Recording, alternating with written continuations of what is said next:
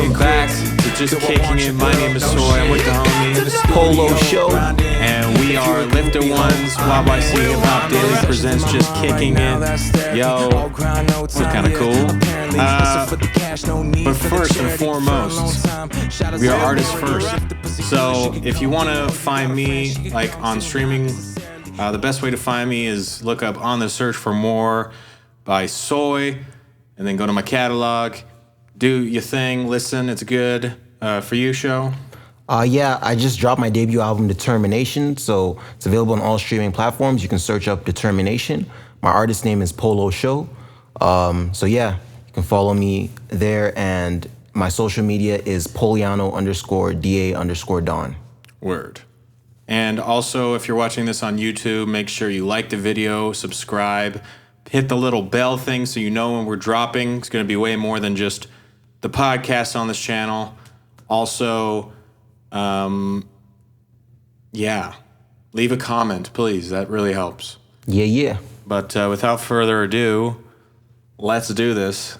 So we're going to start off the show by, obviously, we're talking about The Off Season by J. Cole. Yeah. It has dropped. I know it was only like a 2-week rollout, but it got me super, super hyped, to be honest. That's all he needs, right? Like, I feel like that's really what it comes down to these days. Every time, like, big artists like Drake or J. Cole or whoever it is, like, it's always like a week or two, like, they drop the first single, right, and then we get the album. Like, they never do, like, you know, it's not like the CD days where, like, we get a month in advance, this album is coming. Well, I guess we kind of did know, like, the off season was coming, but it was never really confirmed. So yeah, you're right, this was a 2-week rollout. Yeah. And it was really dope. I want to highlight the LA Leakers freestyle. That was disgusting. Yeah, that got happened. me so excited, dude. I was like, oh my God. Yeah. He's going to be rapping like this on the album? Yeah, some nasty bars on there. What was the one he had about, he said, like, he doesn't fuck with Bill Cosby. Oh, yeah. But if Cass is sleeping, then fuck him. Yeah. And it's like, oh, shit. Yeah, he was pretty savage, I'm not gonna lie. He was like, I mean, that's kind of how he's always been when he, like, does, like, freestyles like that. He's always talking about your bitch and all that. That's just some, like, rap shit. I think he has a kid and a wife, but, yeah. Yeah, those guys didn't call him out. Yeah. Just in between the verses, like, yo, that was fire, Cole. So, yo, I heard you talking about some, that would have been mad whack. But yeah, so the off season. How did you feel about the project as a whole?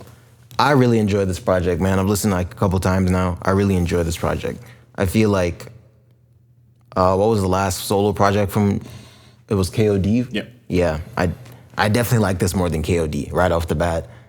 This has more replay value than KOD and his last project, For Your Eyes Only. I just feel like Cole's definitely been, and those are great albums as well, but Cole's definitely been on the, you know, he's kind of like making music for his legacy in hip hop as opposed to making music for the fans. And I feel like that's what this is, you know, this is like making music for the fans. You know, a lot of these beats hit hard, you know, it's just bars, you know what I mean? And I definitely feel like, and I called it, this is definitely the mixtape, like, because he definitely made a lot of references to the fallback on the project. And so the fallback is definitely gonna be the album. Maybe we'll get it later this year or next year. But this is like a mixtape. And I got mixtape vibes from it. The first voice we hear is Killa Cam, who doesn't even rap on it. He's just like there to like just talk some shit. Set you know? the tone. But yeah, I felt it like it was mixtape vibes. It's music you just like throw on, and you know, Cole's just doing his thing all through.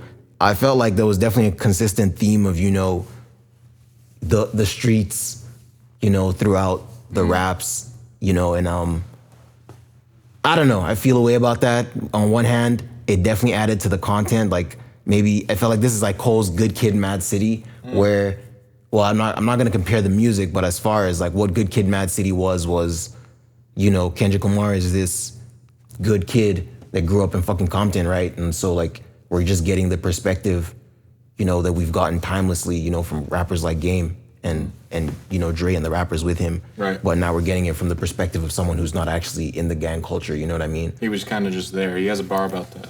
And so that's how I feel about this project. It's kind of like Cole, we've always known Cole grew up like in I wouldn't say like, but he grew up in an impoverished neighborhood, right? And yeah, he just kind of gave us that background. It's kind of like, yo, he saw all these things but he was never really a part of it, you know what I mean? But I feel like that's what this project was Cole was like, yo, I just want to show you guys like this is really the background I came from. I didn't do any of this though, you know, and so there's that aspect of it though. So that's how I feel. There's that, like, it almost feels like he's definitely the street cats are gonna fuck with this music. The people who fuck with like street music are gonna fuck with this music, and he's definitely tapping into that audience, but it's like, he's kind of just doing it for this album, you know what I mean? So I fuck with it for the content. He made a lot of great songs with the theme, but at the same time, it's kind of like, you know, are you just writing this for this album or like moving forward? Yeah, I definitely felt like I do think it's like geared towards more like the younger generation, just as far as the sound. Even the features are like Lil Baby's on it, Boz is on it, which I didn't even realize. Because when it first came out, it didn't have like the features on it, so like I didn't know who it was.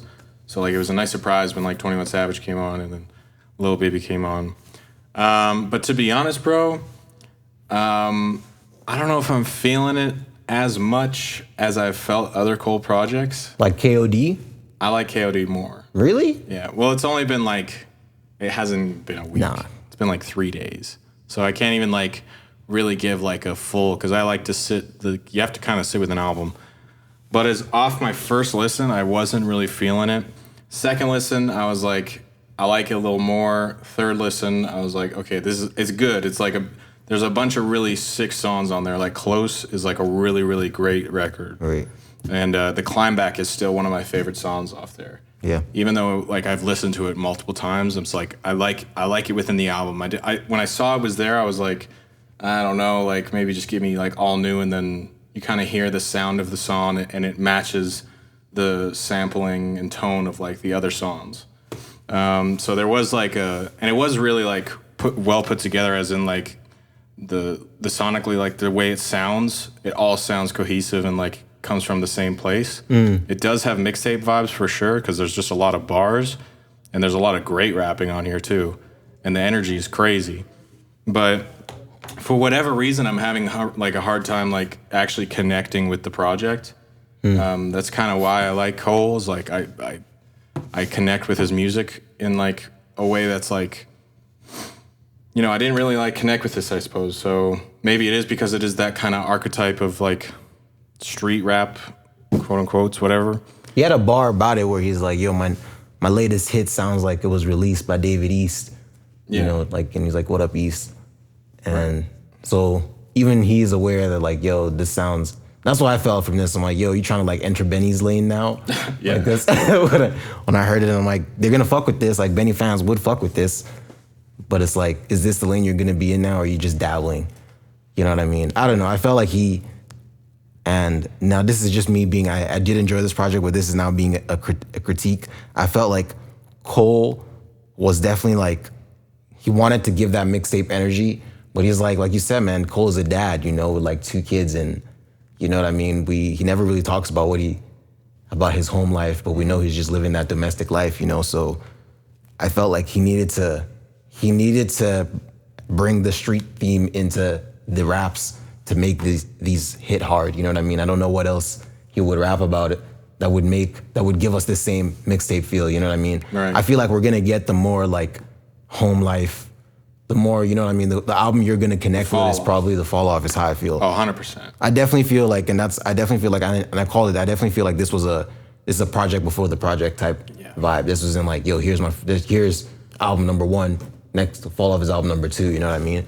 It's crazy that I feel like he would have, if this was 2009, this would have been a mixtape for sure. Mm-hmm. But it's crazy that in this time, they're just people who are like, they might be the biggest Cole fans, but they're not gonna go to DatPiff or, you know what I mean, or SoundCloud or wherever it is. You know, if you don't drop your project on Spotify, it's like you're making it inconvenient for the fans. That's what it means today.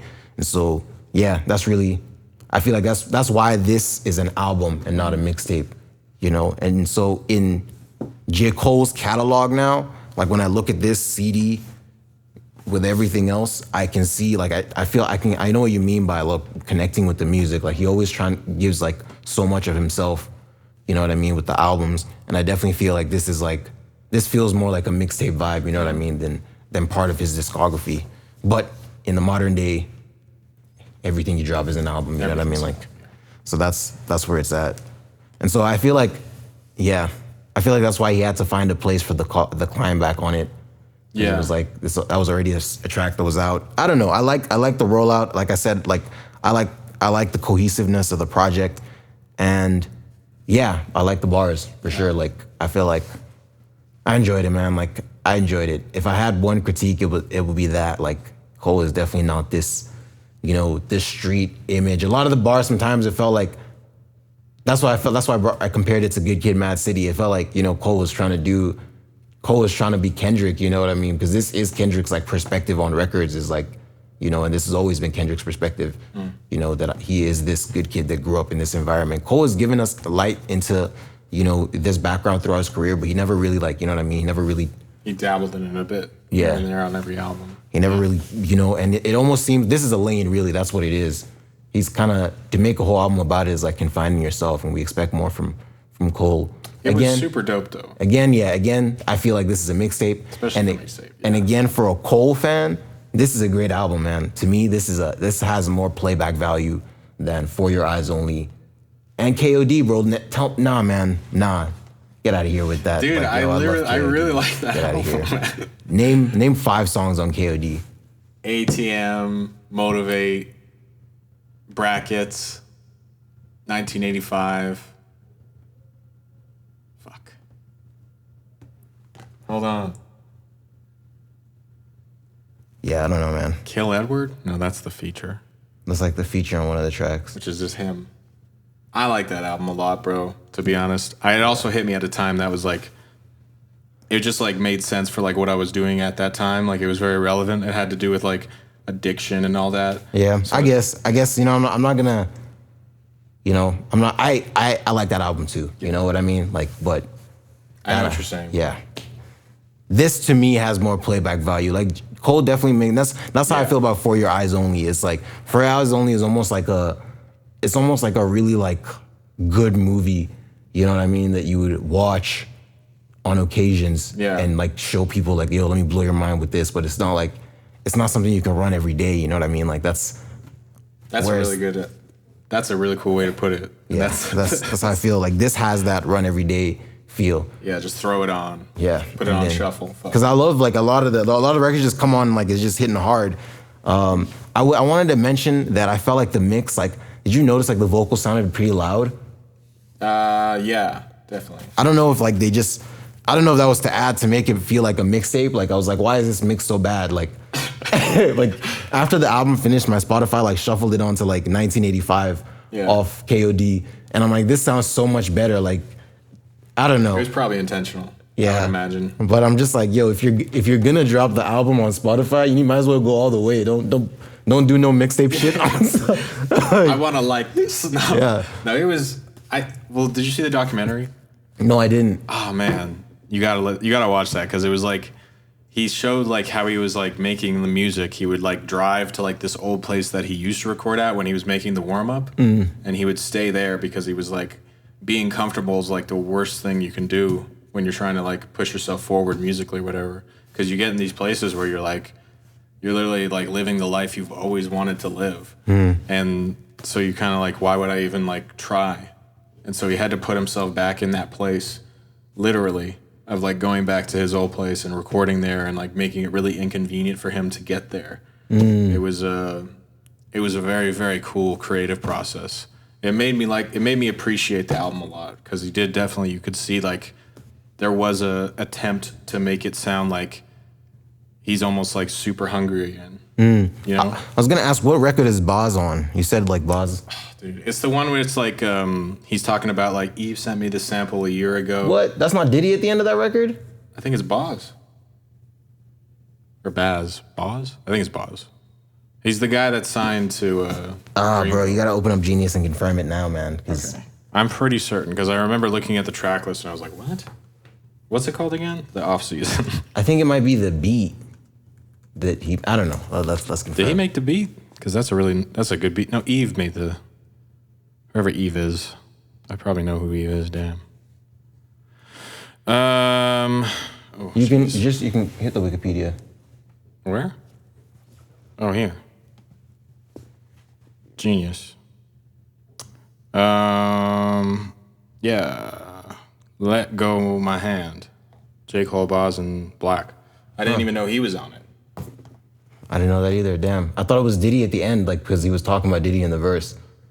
I don't know. That was a really cool verse, actually. That's so annoying, not putting the feature name. When I actually thought the Lil Baby feature was Young Thug when I first heard it. Like the first couple of times, I thought when I was listening to the verse, I'm like, oh no, this is. I thought, man, I really think this album is very, very cool. I'll probably end up liking it as time goes on, as happens with most. Like I'm looking at the track list right now, and it's like Punching the Clock. There's one song. Fire. There's one song where he's like raps for like a minute and a half. That's the one. And then he talks. No, that's Applying Pressure. Oh, dude, that actually made me mad. Yeah. I'm not gonna lie. I was like, why did you not just add a second verse, bro? Yeah, this beat is I was upset because I can't even when I listen back now, I'm like, the song is done when he finishes rapping. Like, I don't want to hear you. I don't know. Yeah, that's how I felt. There were some songs where I'm like, a lot of the songs really are just verses. And then there's, it sounds like they have like an uncredited musician coming to come sing. Yeah. I really love 100 Mil. Yeah. I love that beat. I love the energy it comes with. I felt like it could have gone. Niggas be saying that they killing, but they be lying.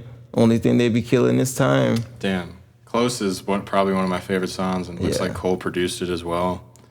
Man, being a producer and the production on here is crazy. That's what I'll say. The production is really dope. Like, I didn't even know Boy Wonder was on this. What a good producer, man.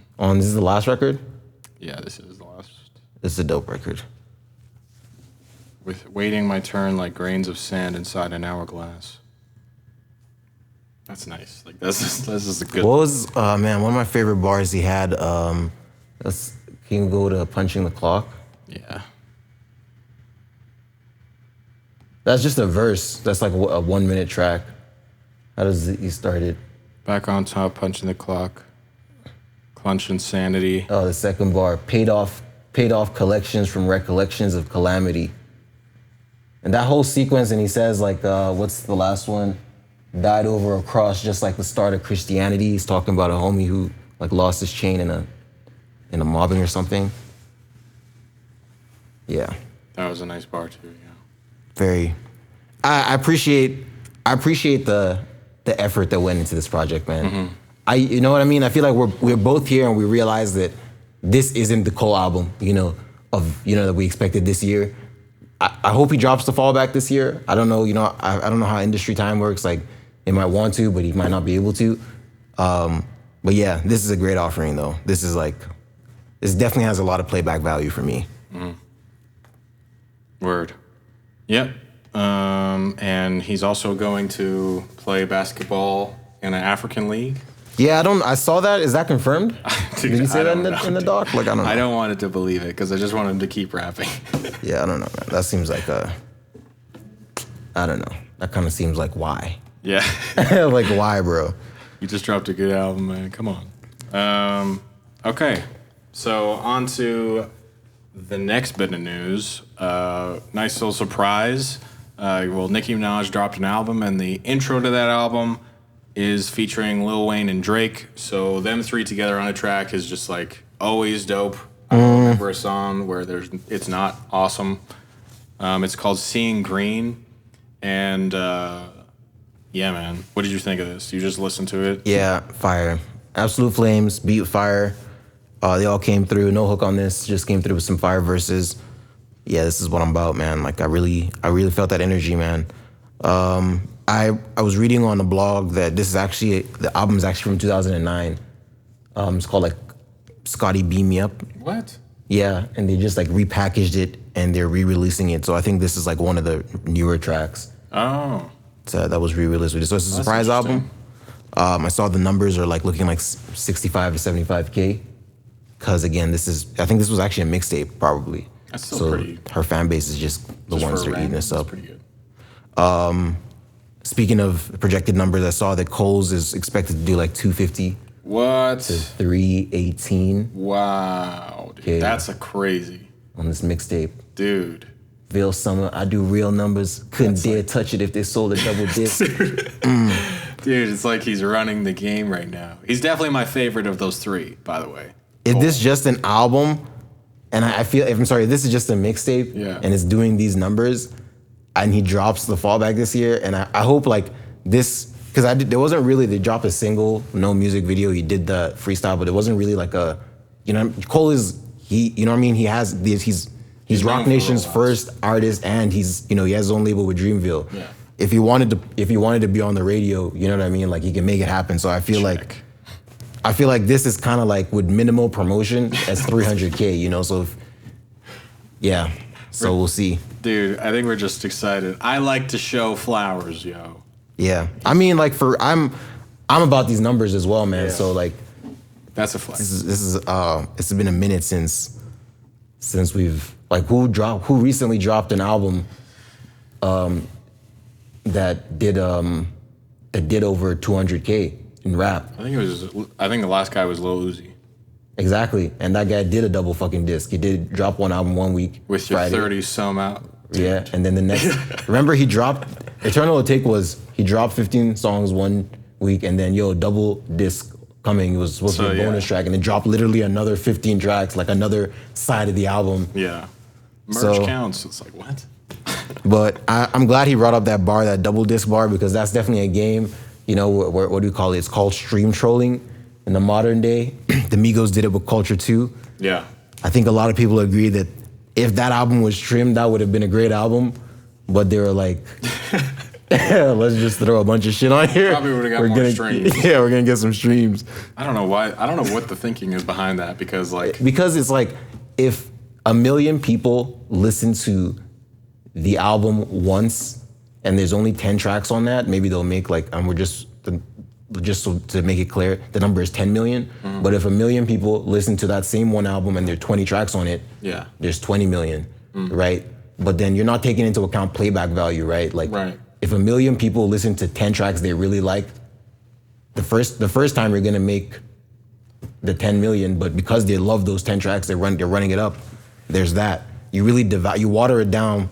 It's not as potent if you're giving too many tracks. Is how I see it. I don't know. So that's the thinking behind it, is how I see it. It's like, we got their attention. We're about to drop an album. Let's get as many streams off the first listen as we can. But I'm glad he brought up that bar, because I think we talked about it a while ago. Like, is double disking is the deluxe is like a new thing? Dude, I feel like because everyone was doing that. Everyone drops in, the deluxe to remind you. Yeah. But I think, to me, it makes sense as a strategy, because the world moves so fast now. If you're not a J. Cole or Nicki Minaj, you're gonna drop, and next week the next guy is gonna drop, and we're not talking about you, right? So it's like you let it breathe for your fan base for a bit, and then you do the deluxe, so that it's like, you know what I mean? You have like 2 release dates, basically. You'll come up again. But I feel like that could be done classically with, like, I think Lil Baby did it with his album My Turn. He did. And he added like 4 extra tracks, and they were like, a couple of them were singles, you know what I mean? The one track was ridiculous. Exactly. So there's a way to do it where it's just and that album was solid before he added that. So it was like, you know what I mean? There's a proper way to do it where it's like they're already giving tracks, the first album has too many fillers in it. Yeah. And then you're not even gonna add 4 tracks. You're gonna add another album with fillers in it. You know what I mean? Like, this is the second half of the album. But bro, as an artist, and I'll know you understand me. You might laugh, but because they don't give a shit. But like, when you put an album together, don't you think, like, as an artist, if you add another song in there, it takes away from like the message you're trying to give, or like? I feel that way, but and that's how I feel. I don't want to even insult, like, because now we're gonna get into the trap music doesn't do that. But I feel like that just wasn't the agenda. Or sometimes I just feel like that's not the agenda in Atlanta music. Not even to diss them or anything, but the music can sound like, and not even take it, because Lil Baby's album was really an album. Everything was cohesive. But for the most part, a Gucci Mane project, songs can be interchanged. You know what I mean? New songs can be added in, because that's Gucci Mane's vibe is it's supposed to sound like a mixtape. It's supposed to sound like a party when you throw it on. It's not supposed to be. So I feel like there's a J. Cole who's like, yo, I can't put this here because it doesn't sound good before close, you know. But then I feel like then there's definitely the people who are just, they're trying to make bangers, you know. So they're like, let's throw. So, but I do feel like, as to answer your question, yes, I do feel, even regardless of what kind of music you're making, there should be that this is complete moment. You know what I mean? This is, I have enough tracks. But it almost feels like maybe it was an executive thing, because, you know, Migos did complain about the label afterwards or whatever. Maybe I could see them just being like, yo, you guys are hot right now. Put some more fucking tracks in there. Because they're like really good artists. Exactly. Exactly. So, I don't know. Yeah. There were some throwaway tracks on that album, bro. And that album had some also great tracks. Yeah. And again, to mention, Culture One was a great album. You know what I mean? I felt like that was classically done, where everything flowed, it was cohesive. You know what I mean? It just, man, there was literally a beat on Culture 2 that was a beat already used on Culture 1. Remember? Like, What song was that? I forget, man, but it's literally the same producer, so I don't know if he just like resold the beat to them, or they're just so high. They just changed like the hook or whatever, and it was like, but that's obvious. That right there is an example of a song that could be cut. Yeah. Like, bro. The same song, guys. Yeah. Dude, someone said something hilarious. I was like, my buddy loves like Forest Hills Drive, and he's like listening to the off season. He's like, I just want to hear Apparently again. I'm like, he's like, why doesn't he just put Apparently on this album? Like, what, do you want to hear it again? He's like, re-release it. He loves that song so much. He's like, I want to hear it again. Yo, man, Cole is, that's 2014. Yeah. So literally in 3 years, that album's gonna be 10 years old. Classic. Yeah, so they're probably gonna they can probably do that, repackage it, do like a remastered thing. Cole adds like some unreleased tracks from the sessions. Yeah.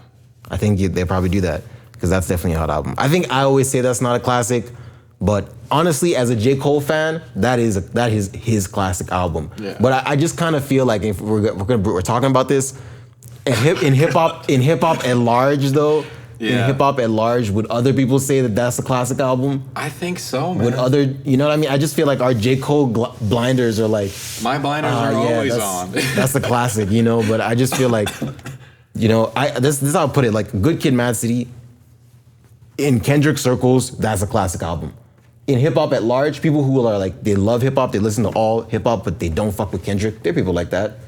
They'll still tell you that's a classic hip hop album. They understand that. Yeah. Same with like people who fuck with hip hop but don't fuck with Drake at all. They will tell you Take Care is a classic album. Would they tell you that about J. Cole's Forest Hills Drive? I mean, it's hard to say. I don't really know. That's why I always like push back when you say that. But as a fan, that is a classic album. You know what I mean? And as it continues to age, once we reach 10 years, I'm willing to fight anyone that says it's not like so yeah. Once we get 10 years and it still sounds brand new, that's when you know, you're like, oh shit. You listen to that Outkast album and you're like, did this come out? It could have came out yesterday. Like, it sounds so good. Same with like those Dr. Dre, like those are the fucking classics. You know, you put on Illmatic and it sounds like it could have came out anytime. But anyways, back to the fucking oh yeah, we just went off. Green. Yeah. How did we even? Anyways, yeah. I don't know. Dude, who had the best verse? I think Wayne, and I don't know why they made him go first, because he just destroyed it so hard. I mean, I just heard it the one time right now. It felt like Drake's verse was pretty short. It was. It felt that. Yeah, and Nicki was doing her thing again. Yeah, it felt like they just all went hard, man. I would say like, yeah, I don't know. I have to listen again before I pick, but. Yeah, Lil Wayne was just go off the start. Wayne just started. Wayne set the tone. Bro, he said this thing, she's from Atlanta 4 or 5 times, but I'm pretty sure every time he said it, it meant something different. I was literally like this. Damn. Yeah, I gotta run that back and eat those bars up. But for sure, definitely I felt this. This was like this was just some like hip hop shit, you know, like you could feel there was a sample in the beat they had like stretched. It just felt right, you know. And yeah, man, this is a moment for hip hop, you know, definitely to get some Drake. I mean, to get some J. Cole, the same day, and then get Drake, Lil Wayne, and Nicki as well. This is a moment for hip hop because this is the trio, you know. This is the Young Money trio. Like Drake had a bar about it, and yeah, I feel like this is this only just dropped, so we're gonna hear more about this. And yeah, I hope this is like every time Drake drops, you know, it's always like a moment, you know. So it's like I hope we get the album soon, you know. Oh yeah. I hope so. I hope this is what this means, because it's like fuck. Yeah. Stop delaying it, man. Like, yeah. Do you think what was that song he released with Lil Durk? Laugh Now, Cry Later. Do you think that's gonna be on the album? I think it could be. I think it's a really great song, but I don't think it will be. I don't think so either. I think it's been so long. If he was gonna drop the album in the first 3 months of the year, yeah, then that single would have been effective. Really awesome song. I honestly like love that song, to be honest. I think it's a good song, but it's not like. And again, like I feel like we have our when you think about the pulse of the culture, it's like it was a good song, but it's like, are we really, you know, since it's dropped, is it really? I'm sure it's spinning in DJs and whatever. Crazy but it's on like, the radio. Yeah, it's on the radio all the time. But I don't know. I'm just like, as hip hop fans, is it really that single that is like, oh, we're listening to it, so excited for Certified Lover Boy? It almost felt like a warm up for the exactly. album. I feel like if we got the album a lot sooner. Let me put it this way: if it was God's Plan, if he had dropped God's Plan at the same time as this record, you can drop your album whenever the fuck you want, right? Like, and that's the single, because that's gonna be rocking all year round. Like, I think he was trying to do that again. Yeah, exactly. But that's what I'm saying. This record isn't God's Plan. Yeah, it's a good record, but I don't know if you can even replicate a God's Plan, because that was like a, you know, it was like very of the time. Yeah. But yeah, looking forward to all that. We also have another song by Russ. Of course, Russ is one of the most influential guys in the game right now. He gives a ton of game all the time. So I'm definitely like down to like support when he drops personally. He dropped a new song called Status. What'd you think, bro? Yeah, I thought the beat was silly, man. He had a bar about it. Like, it's a classic beat. Something like that. I got a fleet of these. I was really feeling it. Definitely sounded like a different beat, but the vibe was different. I think you said he was going to be dropping a track every week again. Yeah. So this is probably part of that. Yeah, I was feeling it. Like, this is like, yeah. I don't know. It just feels like this is how I felt about the last track. It's like a good track, but like, you know what I mean? They just put it out to good, you know what I mean? But yeah, I get it. It's nice. I think he just keeps doing it until he gets a number one, and then he drops an album. I hope so. But again, he has a fan base at this point, so like even if he's doing this, there's no doing this in vain. You know what I mean? They're listening to your song. His catalog is building as he does this. Yeah.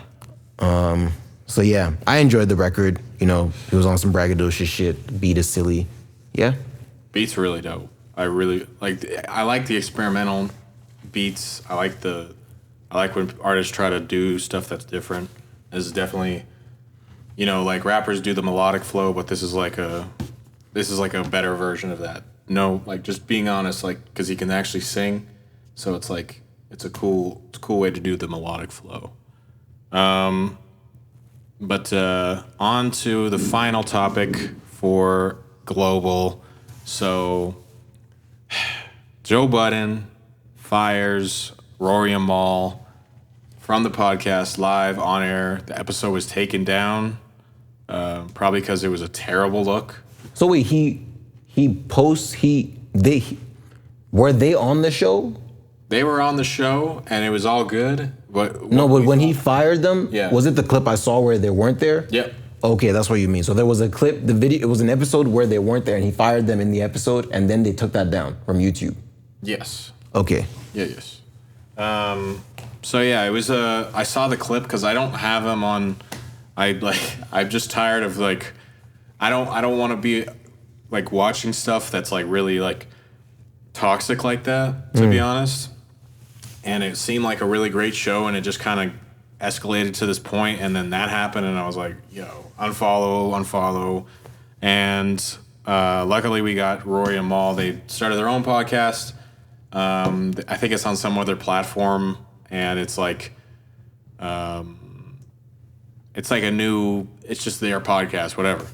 And they talked about everything that went down, and they kind of went over how basically it did come down to money, and it was like every time they'd bring up accounting, he would freak out or get super pissed off, and they were both very naive and understanding because that's your friend. You're just kind of like, you're like, okay, that's kind of weird. And then as things progress in the show, money gets bigger, more successful. They're just as much a part of it as he is because they help build it, whether he likes to admit it or not. Honestly, Rory a lot of times was like the best part of those episodes. So, like, they did contribute a bunch, and so now they're off because they were fired on air, which is really like what? Like, who does that, dude? That's crazy. Like, but no, it's a really weird situation. I'll probably actually be watching like Rory and Maul's podcast over Joe Budden's because they seem to be more. I believe what they're saying. So you can take it either way, but I do believe what they're saying is true. I don't know. I never really enjoyed like Maul as a like podcast personality, if I'm being honest. You know, definitely Rory was definitely the VIP guy, like the MVP. But yeah, so yeah, I didn't just brought that up. But yeah, I guess like we're reading into it, like clearly Joe's in the wrong, you know, everyone can see that. And yeah, it was messed up that he did it on air. He was like, yo, firing these guys, you know what I mean? I don't really know the details of how exactly he did it, but still, he did it on one of their episodes. And I don't know, obviously fans are gonna feel a way about it. Like if Rory and Maul were your guys, like, you know, they're definitely fans of the Joe Budden podcast that show up every week for either Rory or Maul, you know what I mean? Like just like any TV show, it's like, oh, this is my favorite person. So it's like, for you to just do that, you said that's just completely unprofessional, right? So yeah, I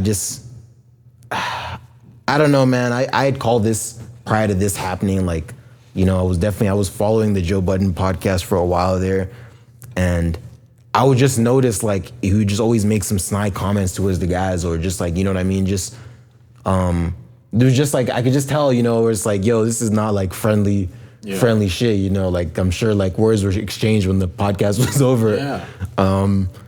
Yeah, and obviously it built up into this, you know, so I think it's just,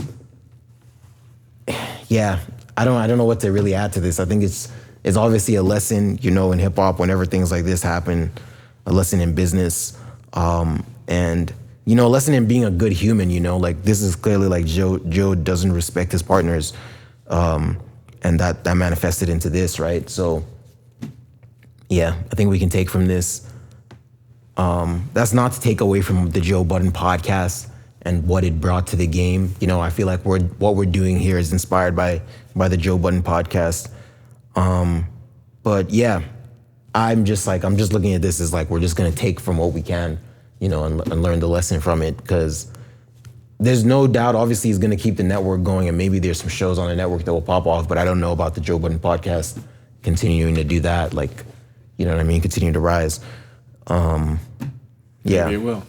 Maybe they will, but I'm already like less invested in it, you know what I mean? Like, I don't know if I can, there would have to be some really juicy shit in hip hop for me to sit through a Joe Budden episode, you know, without these guys on it. It'd just be so weird. Yeah. Anyways, that's all for global. So we can move on to the Lifted Ones update if you want to start there. Yeah. So I would just say, like, this is just like a new segment we're doing. So what's Lifted Ones doing this week? We're working on, we have our album schedule. So we know the projects we're doing. SOY and B More are going to be putting out an EP. SOY is going to do his album, and then we're going to work on the Lifted album. That's the last project we'll be working on this year. So we actually do have a schedule, so expect some new music from us. The Lifted One Cypher was recorded. The YYC Hip Hop Daily Cypher was recorded like early this month or end of last month. Yeah.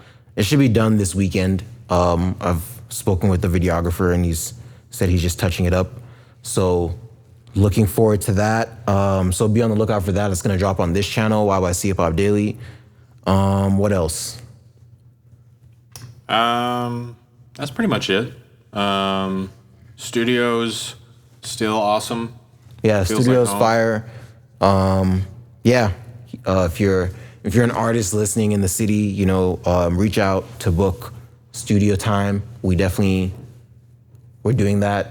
We didn't shout out the IG, so that's Solid Studios YYC. And yeah, just expect new heat from us. Obviously we're in a tight restriction here in Calgary and Alberta, so that's kind of limiting us to some degree. But we're doing what we can, and just know that more content will come out. Once we can make that happen. Definitely. Word. Yeah. So on to our national here. This is something we're not really familiar with. We're just aware. So Israel and the Palestinians in conflict. Again, I don't know the details of the situation, but definitely people are dying. Innocent people are dying. It looks like it's based on conflict from both sides. So people are dying on both sides. And yeah, we're just bringing this up obviously to make our listeners aware and, to just spread that energy of peace, because that's obviously what this is. This is going to end this conflict. Yeah, did you want to add anything? Just echoing your sentiments of peace. No, I don't like saying this. And it goes back a long time, the conflict. So it's not new, but it's unnecessary. But yeah. Word. So sending our love and our peace out to Israel and the Palestinians. SOY, do you want to hit us with our local? Yeah. So for local, just a little fun segment. I thought we could just talk about stuff we like. So what we did for this studio is we manifested it. So we kind of visualized what we wanted. As soon as we did that, how long was it until we found this place? It was pretty soon. We just searched it up. Same day? Yeah, that same day. Yeah. We found it. And from there, we did all we had to do. It took a lot of hard work. That's the one thing that they don't tell you. You'll just manifest your dreams, but you also have to work harder than everybody. Yeah. But yeah, so now we're here, and so now that this is happening, it's what else can be done? You know what I mean? So I'm going to think about this near future, and I'm going to say I really want to manifest a full-time videographer and a marketing person. Word. We were saying that. Hopefully we'll do that today in our vision quest. But yeah, I'm definitely trying to manifest that as well. Yeah, a lot of costs have just gone to the studio, and we just need more things. So I'm just trying to manifest those things. Yeah. For real, water. Hopefully, someone just reaches out, yo, you need this cabinet that fits the measurements of your this space. Perfect cabinet. Yeah. But yeah, I know that either way we're gonna get those things. It's just a matter of time. But definitely, I don't know. Some things have just worked out, since getting this place, and I'm just grateful. So definitely, I feel a large part of manifestation is just being grateful. Just being thankful to the universe, or just being thankful to the higher power. And yeah, just always being grateful, because then that's what allows you to that's what allows you to manifest. That's what keeps you in a spirit of being hopeful. So yeah. Definitely. I also had a cool dream of mine that I have in the future is when I have a really nice place. One of my things I really want is a guy, I want to have a dinner party, and I want to have a guy just killing it on the piano the whole night. Damn. I don't know why, but that just be when that happens, bro. I'm gonna look around and be I have done it. I'm good. Yeah. I think you'd have to hire that guy, man. Does he just live at your house, bro? Clean the piano? Yes. I'm wake up. He's good morning, sir. Yeah, I don't know. That's just for dinner parties. You just need to hire him for dinner party. Get out, man. What? Yeah. No, that's pretty fire. That's a pretty fire goal. Yeah. What else did I want to add? Just that, yeah, just spreading that energy to everyone. Manifest your dreams.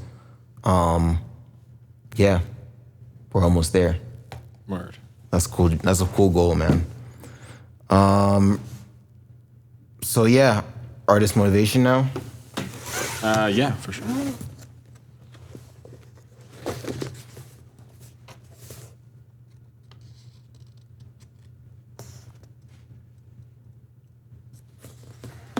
All right, so I'm reading from the Chinese Book of Idioms, and today's quote is, "Do not be afraid of the storm when learning to sail your ship."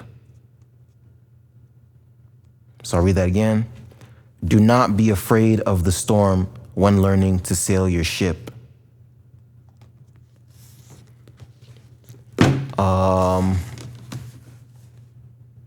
Yeah, I think I really like that one. You know, that's kind of just. I feel like when I think of that, like if you're learning how to drive, you know, and you know when you were learning how to drive and getting on the highway for the first time, you know what I mean? How terrifying that was.